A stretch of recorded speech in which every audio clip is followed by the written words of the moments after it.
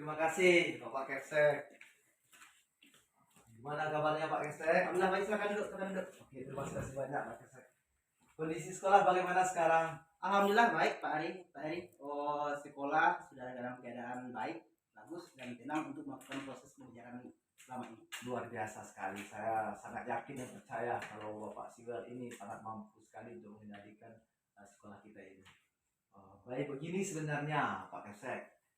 Sebenarnya ada yang ingin saya sampaikan atau wawancarai lah dengan Bapak Kepsek terkait dengan kedatangan saya pada saat sekarang ini. Jadi minta waktu Pak Kepsek beberapa saat untuk menjawab beberapa pertanyaan dari saya nantinya. Kira-kira bisa nggak Pak Kepsek? Punya waktu luang kan? Jadi maksud kedatangan Pak Ari ke sini ingin mewawancara atau bertanya sedikit tentang hal-hal yang ada ataupun ada pada saya. Baiklah, saya bersedia dan mungkin saya bisa berbagi sedikit pengalaman tentang hal-hal apa yang akan Pak Ari tanyakan kepada saya. Jadi yang akan saya tanyakan nanti itu tentang bagaimana Bapak Kepsek memilih ataupun menentukan satu keputusan tatkala dihadapi berbagai macam permasalahan ataupun situasi selama Bapak Kepala Sekolah berada di sekolah SD Negeri 15 Murni. Baiklah Pak Ari, mungkin saya secara pribadi sebagai kepala sekolah mungkin akan berbagi sedikit cerita ataupun pengalaman yang pernah saya perbuat, yang pernah saya ambil perihal pengambilan keputusan yang mungkin ada hal-hal yang penuh pertimbangan ataupun pemikiran lain-lain ataupun nilai-nilai kebajikan seperti yang Pak Eri bicarakan tadi. Oke, saya mungkin akan berbagi dengan Pak Eri. Dengan senang hati saya akan memberikan keterangan-keterangan yang sesuai dengan Pak Eri inginkan. Baik, terima kasih Pak Siwal atas waktu yang diberikan. Nah, untuk pertanyaan pertama nih Pak Siwal, kita mulai saja. Ya. Yaitu ketika Pak Siwal menghadapi suatu permasalahan, tentu ada keputusan dalam pemecahan masalah itu. Ya. Nah, bagaimana selama ini Bapak Siwal selaku kepala sekolah dapat mengidentifikasi kasus-kasus yang Bapak Siwal hadapi atau permasalahan-permasalahan itu, apakah dia masuk dilema etika atau dia kategori bujukan moral gitu. Oke, baiklah. Mungkin kita sudah mengetahui bahwa dilema etika itu adalah suatu kasus atau permasalahan yang keduanya bernilai benar atau benar-benar. Jadi ada dihadapkan pada sebuah pilihan yang satu benar dan satu benar. Di sini kita dihadapkan pada dilema untuk memilih. Kemudian satu lagi bujukan moral, kita dihadapkan pada status ataupun permasalahan yang satu bernilai benar dan satu bernilai salah. Jadi di sini ada suatu pilihan yang satu bernilai benar dan satu yang bernilai salah. Mungkin begitu. Oke, berarti ada benar versus benarnya, ya. Kemudian bujukan moralnya, benar versus salahnya. Ya. Baik, terima kasih Pak Siwel. Kemudian untuk yang kedua nih, pertanyaan yang kedua. Nah, selama ini ketika Pak Siwel menghadapi satu kasus atau juga ada permasalahan di sekolah yang Bapak Siwel hadapi, nah tentunya kadang-kadang bisa saja Pak Siwel menghadapi dua kepentingan yang sama-sama benar, kemudian juga sama-sama mengandung nilai kebajikan. Nah, bagaimana nih caranya Bapak Siwel mengambil keputusan ketika menghadapi kasus seperti itu? Iya. Oke. Mungkin kalau kita dihadapkan pada satu kasus yang mungkin sama-sama mengandung nilai kebajikan, yang pertama sekali yang saya lakukan adalah mengidentifikasi kasus tersebut. Kemudian saya mencari tahu fakta-fakta apa saja yang ada pada kasus tersebut. Kemudian setelah itu saya bicarakan dengan beberapa orang teman. Kemudian baru saya mencarikan solusi pada yang punya kasus sehingga ada jalan keluar yang terbaik pada dua pihak yang bermasalah, baik itu sekolah ataupun pada anak yang berkasus. Mungkin itu. Oke, baik. Nah, ini pertanyaan berikutnya nih Pak Siwel. Ketika Pak Siwel tadi kan sudah menghadapi kasus nih, kayak kasus yang tadi yang Bapak Siwel sampaikan. Nah, langkah-langkah atau prosedur seperti apa yang biasa Bapak Siwel selama ini lakukan tatkala untuk menentukan satu keputusan itu? Oke, baiklah, mungkin begini Pak. Jika terjadi suatu permasalahan atau kasus, langkah-langkah yang biasa saya hadapi itu mungkin yang pernah saya lakukan sebagai pengalaman, Yang pertama sekali saya cari tahu dulu penyebab kasus tersebut. Kemudian apakah kasus ini, permasalahan ini punya hubungan dengan kasus yang lain? Kemudian baru saya identifikasi. Kemudian saya ajak rekan seperti tadi, saya ajak rekan teman untuk membicarakan, membantu mencarikan solusi. Misalnya begini Pak Haji, Pak Eri, ada anak terlambat. Nah, ada anak terlambat, jadi saya tidak langsung memvonis bahwa dia terlambat harus begini.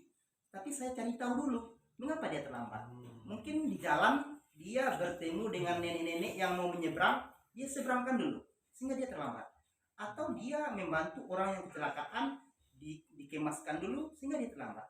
Jadi saya tidak langsung memvonis bahwa dia terlambat harus dihukum, tidak. Saya cari tahu penyebabnya, kemudian apakah itu kejadiannya berulang ataupun periodik ataupun seketika saja. Mungkin dari itu kita identifikasi, kita carikan fakta-fakta, solusi dengan teman-teman membicarakan bersama. Begitu. Di langkahnya memang tidak langsung ini dicap anak ini Ya, terlambat, udah salah dan ya, diberikan sanksi menurut aturan, nggak seperti ya, betul. tapi dicari tahu dulu Cari tahu dulu penyebabnya. Oke, luar biasa sekali Pak Siwan. Wah, ini memang kepala sekolah ini ya luar biasa dan bisa jadi panutan nih Pak Siwan nih. Oke, ini pertanyaan berikutnya ini Pak Siwan. Hal apa saja yang ini yang paling efektif ketika Pak Siwel mengambil suatu keputusan, terutama pada kasus dilema etika. Yang tadi kan Mbak Siwel katakan bahwa dilema etika itu benar lawan benar nih. Nah, bagaimana Pak Siwel ini apa saja ini yang paling efektif untuk mengambil keputusan itu? Karena dihadapi kasusnya seperti itu. Mungkin kalau saya berbicara cara paling efektif yang kita lakukan dalam mengambil suatu keputusan ataupun permasalahan yang ada, yang pertama sekali biasanya saya panggil yang punya kasus ataupun yang punya masalah. Kemudian saya berdiskusi, bermusyawarah dengan dia, mengutarakan apa sebenarnya yang terjadi. Cari tahu dulu penyebabnya. Kemudian saya juga berbincang dengan teman lain, rekan kerja yang lain, dengan permasalahan itu, apakah itu benar-benar merupakan bawaan dari dia ataupun secara periodik ataupun seketika, kita identifikasi. Kemudian dari bermusyawarah itu mungkin ada pendapat-pendapat yang bisa mencarikan solusi yang terbaik untuk seluruh pihak yang terkait dari permasalahan yang ada. Jadi cara efektifnya bagi saya adalah membicarakan dengan bersama atau berdiskusi atau bermusyawarah dengan pihak-pihak terkait, guru kah, murid kah, ataupun pihak sekolah yang lembaga yang terkait gitu. Oke, karena dia memang benar semua ya, benar dengan benar, berarti memang harus perlu musyawarah dan kolaborasi dengan guru yang lain untuk menentukan keputusan yang terbaik. Oke, luar biasa sekali Pak Siwal. Nah, untuk pertanyaan berikutnya nih Pak Siwal, dalam pengambilan keputusan itu tentunya terutama dilema etika seperti tadi kan Pak Siwal buat musyawarah tuh, kumpul panggil semuanya, mungkin yang berkaitan dengan siswa yang berkasus dengan wakil-wakil dan lain yang Pak Siwal sampaikan tadi itu tentu ada tantangan, kemudian juga ada hal-hal rintangan tatkala memutuskan terkait dengan dilema etika itu. Kira-kira apa saja ini yang menjadi tantangan dalam pengambilan keputusan di masalah kasus dilema etika ini? Memang dalam memutuskan suatu permasalahan atau kasus, kita dihadapkan pada suatu tantangan ataupun hambatan. Tapi dalam memutuskan kasus kita harus berani, kita harus konsekuen dengan apa yang telah kita putuskan. Tapi seperti yang dikatakan tadi, kita cari tahu dulu, identifikasi, pertimbangkan, dan baru kita carikan solusi yang terbaik. Mungkin kalau saya bicara selama ini apa yang pernah terjadi pada saya, pada rekan saya, ada suatu kasus yang menurut saya itu sudah memprihatinkan dalam artian kegiatannya periodik, berulang-ulang terus. Jadi ada unsur iri teman dalam hal rekan kerja. Jadi saya mengidentifikasi kasus tersebut. Begini maksudnya Pak Ari. Ada guru yang sering terlambat. Jadi dia terlambat terus. Kemudian oleh guru lain menjadi bahan pembicaraan. Kemudian saya identifikasi mengapa guru itu terlambat. Kemudian setelah saya tahu ternyata guru itu mengantarkan kue ke warung-warung terdekat karena untuk menambah ekonomi keluarga. Maaf, mungkin dia masih statusnya honorer. Ya. Jadi saya tidak langsung memponis mengapa dia harus terlambat begini-begini. Tapi setelah saya cari tahu bahwa dia harus setiap pagi itu bangun lebih cepat, kemudian memasak, kemudian mengantarkan kue itu ke warung-warung terdekat sesuai dengan pesanan yang biasa dilakukan. Sehingga konsekuensinya dia setiap hari terlambat. Jadi saya panggil dia, saya bicarakan, kemudian saya carikan solusi bahwa biasanya tidak harus terlambat. Kemudian apa kira-kira yang terbaik untuk dia supaya jangan terlambat? Saya carikan mungkin mengantarnya waktu tawarkan mencari solusi. Jadi maksudnya apakah punya waktu tertentu tergantung kasus. Kalau kasusnya penting tentu harus selesaikan secepatnya.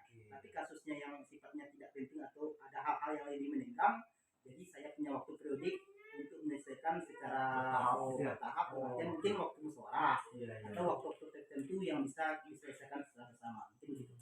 Baik, terima kasih Pak Sugeng. Nah, terus begini Pak Sugeng. Dalam pengambilan keputusan tersebut, apakah ada seseorang atau beberapa orang atau faktor-faktor yang mempermudah ataupun dapat membantu Pak Siwel ketika membuat keputusan terkait kasus dilema etika versus benar ini? Oh, kalau faktor yang menguntungkan atau mempermudah dalam mengambil keputusan mungkin ada. Yang pertama sekali, kita akan dihadapkan suatu keadaan dalam artian kita harus memutuskan. Artinya mungkin pengalaman-pengalaman sebelum ini satu, atau kita belajar bertanya pada orang yang lebih tahu. Artinya berbagi pengalaman dengan orang atau teman yang lebih tahu pada kasus yang pernah sama dimilikinya. Dan juga saya juga memiliki faktor yang biasa memudahkan saya mengambil keputusan itu. Saya punya rekan guru, terutama guru senior yang punya pengalaman yang lebih dari atas saya. Jadi saya berdayakan, artinya kita berdiskusi bersama, tidak saya monoton mengambil keputusan sendiri. Artinya ada peluang-peluang untuk berbagi pikiran dengan dia, memutuskan permasalahan untuk kasus yang ada. Jadi di samping pengalaman, di samping bertanya pada yang pintar, kita juga berteman dengan guru-guru senior dalam menangani kasus itu bersama-sama. Mungkin gitu. Oke. Jadi memang tidak sendiri ya langsung ambil keputusan itu, dilibatkan oleh orang lain. Baik, nah Pak Siwel ini sudah masuk kepada penghujung ini dan akhir dari pertanyaan kita pada pertemuan kita kesempatan kali ini. Nah, dari semua yang telah disampaikan Pak Siwel selaku kepala sekolah di SD Negeri 15 Murni, nah pembelajaran apa sih yang dapat kita petik atau diambil dari pengalaman Pak Siwel dalam mengambil keputusan dilema etika? Mungkin dari sesuatu yang kita bicarakan tadi kita cerita ada hikmah ataupun petikan yang bisa kita ambil. Jadi mungkin kita memang pernah mengambil ataupun menemui kasus dilema etika. Jadi di sini saya mungkin menyampaikan sedikit hikmah ataupun sesuatu yang bisa dipetik. Jadi pelajarilah kasus itu dulu, identifikasi bagus-bagus, cari tahu penyebabnya atau adakah hubungannya dengan kasus lain. Jangan langsung memponis bahwa itu adalah begini-begini. Tidak. Kita semua manusia itu punya rasa bersalah. Kita semua manusia itu punya rasa salah. Artinya kesalahan yang ada itu tidak membuat kita memponis langsung. Kemudian ada perbaikan diri dari kasus yang ada. Ada rasa ingin berubah ke arah yang lebih baik. Jadi dari permasalahan yang ada membuat kita lebih dewasa dalam menangani kasus dan juga mau merubah diri ke arah yang lebih baik. Mungkin begitu. Oke, terima kasih sekali nih Pak Siwel atas penjelasan kemudian juga berbagi dari pengalaman-pengalaman Pak Siwel dalam mengambil keputusan. Saya juga mendapatkan ilmu yang banyak, kemudian pelajaran-pelajaran yang banyak dari yang Pak Siwel sampaikan.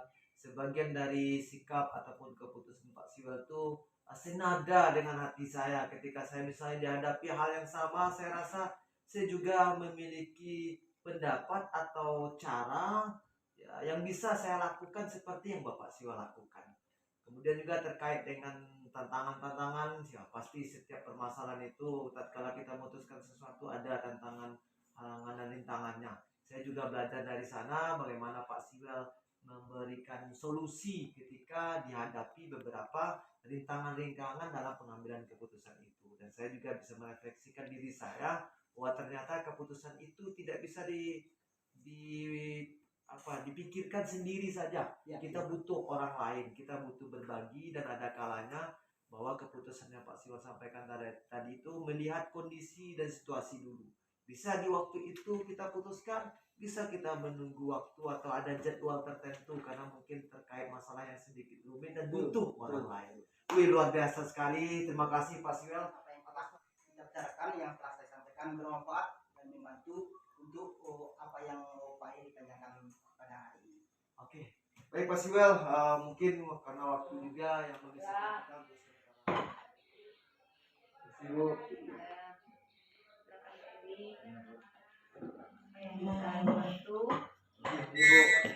Ini kebetulan dari GP yang akan 8 ini ada tugas untuk wawancara sekolah. Jadi wawancara ini dari bagaimana sikap sekolah atau pimpinan sekolah atau kepala sekolah mengambil keputusan ketika dihadapkan beberapa permasalahan. Karena dalam modul ini ada permasalahan itu disebut dengan dilema etika, di mana ketika seseorang memutuskan suatu permasalahan ada satu sisi benar, sisi yang lain benar juga. Ada juga rujukan moral, satu sisi benar, tapi sisi yang lain salah. Dan hal ini mungkin Ibu sudah banyak mengalami atau juga memberikan keputusan-keputusan selama Ibu menjadi kepala sekolah. Jadi ada hal yang ingin ditanyakan Ibu. Yang pertama, selama ini bagaimana Ibu sebagai kepala sekolah dapat mengidentifikasi kasus-kasus yang merupakan apakah dia dilema etika atau juga dia termasuk rujukan moral.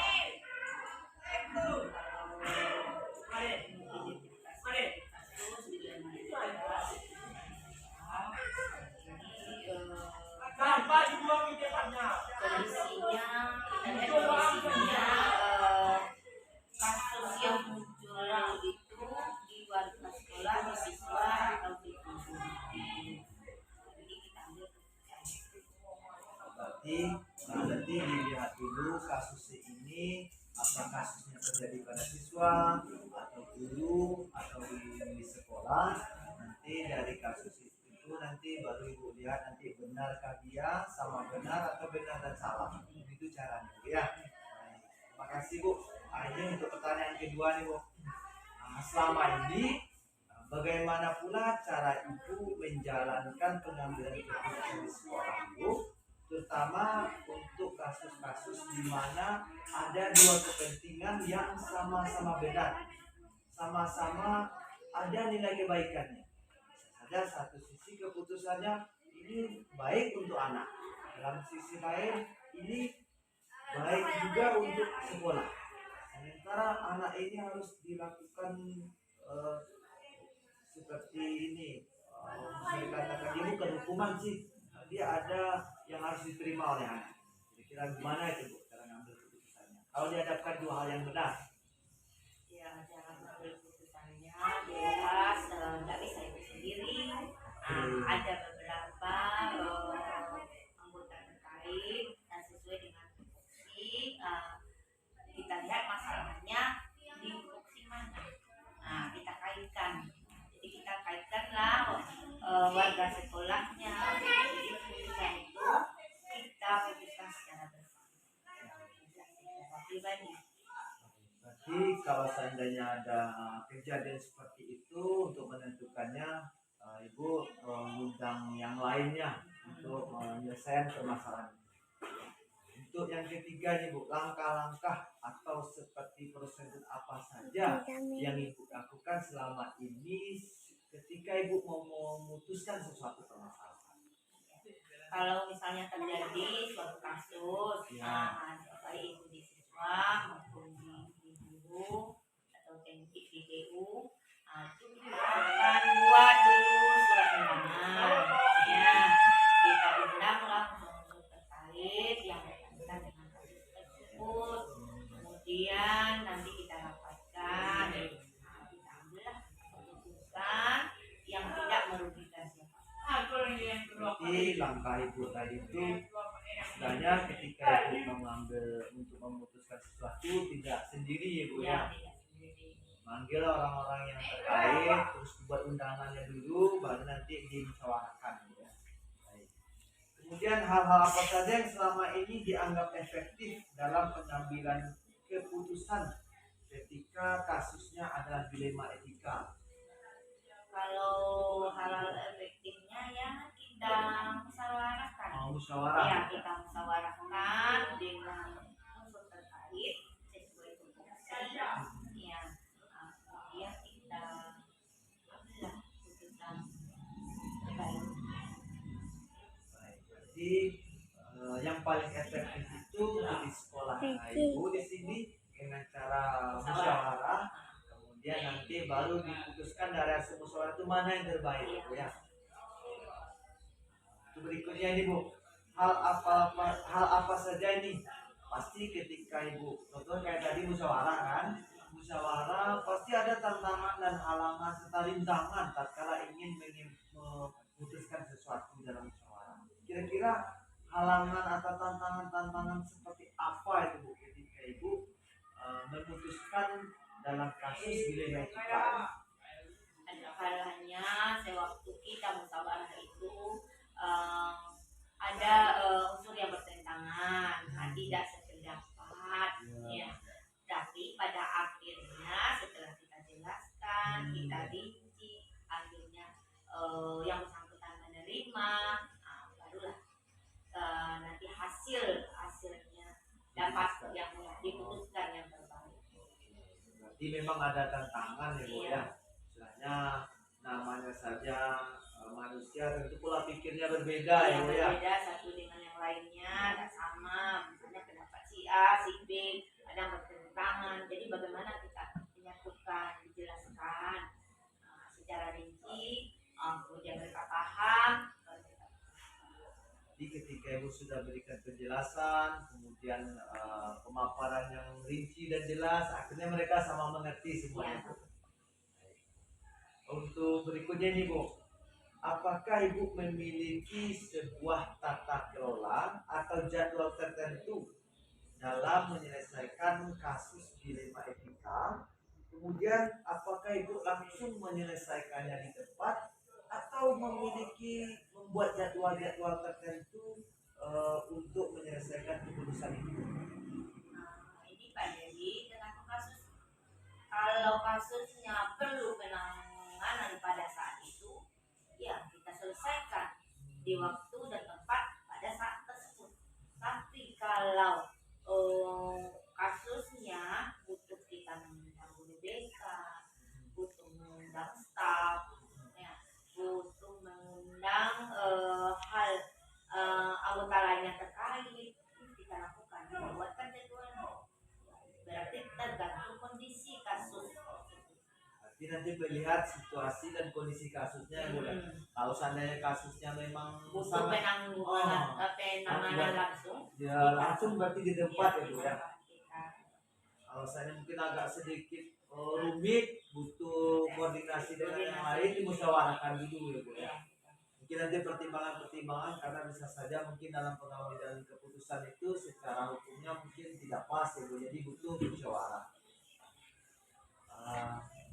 Adakah seseorang atau faktor-faktor yang selama ini membantu dan mempermudah ibu dalam mengambil keputusan ketika terjadi kasus dilema etika? ada Mbak Iri. Nah, terutama yang pertama yang membantu ibu tuh adalah wali kelas. Ya, wali kelas, dari wali kelas kalau tak tuntas nanti ada Lewat 12 tulisannya. kenapa? Kalau tak tuntas nanti ada 12 nanti. wakil terkait dengan Ya dihitung fungsinya. sampai siap. Kalau siswa tuh wakil siswaan, kalau katanya nanti tentang Enggak pendidik sih, atau menit. berarti Enggak tahu. yang berkaitan kurikulum dan timnya. Berarti sesuai dengan tupoksi masing-masing Iya, ya bu ya. sesuai tupoksinya. Biasa bu, berarti kalau seandainya nanti dia terkait dengan siswa, berarti waktu di siswanya bertanggung jawab. Kalau nanti berkaitan dengan guru, ada wakil kurikulumnya. Iya. Nah, oke. Kalau nanti keluar mungkin ada wakil humasnya juga ya, Bu, ya. Kalau bagian di luarnya nanti ada masalah siswa di luar sekolah berarti ada wakil humasnya. Misalnya terkait sarana prasarana ada wakil satgas. Komite juga berarti ya, Bu, ya. Di Nah, ini yang untuk pertanyaan terakhir nih, Bu. Dari semua hal yang sudah kita diskusikan, kemudian yang saya tanyakan ke Ibu tadi, nah, kira-kira pembelajaran apa yang dapat kita ambil atau yang Ibu ambil dari pengalaman Ibu selama membuat suatu keputusan? Apa pelajaran dapat diambil kira-kira? bahwa segala sesuatunya tidak bisa kita putuskan secara gamblang, secara kita istilahnya langsung kita putuskan. Tidak mungkin kita putuskan sendiri. Kita harus melibatkan beberapa unsur terkait fungsinya dan kita adakan musyawarah. Ya, jadi kuncinya di sini pelajaran yang kita ambil itu harus segala keputusan yang akan kita ambil itu jangan putuskan sendiri, musyawarahkan dulu. Jadi tidak ada unsur lain yang merasa dirugikan. Luar biasa sekali, Bu. Jadi memang tidak bisa sendiri, tapi dengan cara musyawarah kata Ibu tadi, bisa saja nanti kalau seandainya keputusan sendiri mungkin dalam sisi lain merugikan ya, Bu, ya. Tapi kalau seandainya sudah musyawarah, sudah sepakat semuanya, tentu nggak ada lagi dirugikan. Dalam segi hukumnya mungkin nanti, dalam segi permasalahan legalnya, uji permasalahannya itu bisa dapat kita ketahui tatkala sudah dimusyawarahkan bersama. Baik, Bu, terima kasih, Bu, atas waktu yang diberikan untuk wawancara diskusi kali ini. Mudah-mudahan kedepannya setiap kita dan Ibu juga bisa mengambil sebuah keputusan seperti yang disampaikan tadi, memang itu berdasarkan musyawarah juga, keputusan bersama dan melihat suatu kondisi dan keadaan. Itu saja mungkin, Bu. Terima kasih atas waktunya, Bu. Iya, sukses untuk Pak Heri. Iya, Bu. Terima kasih, Bu. Assalamualaikum warahmatullahi wabarakatuh.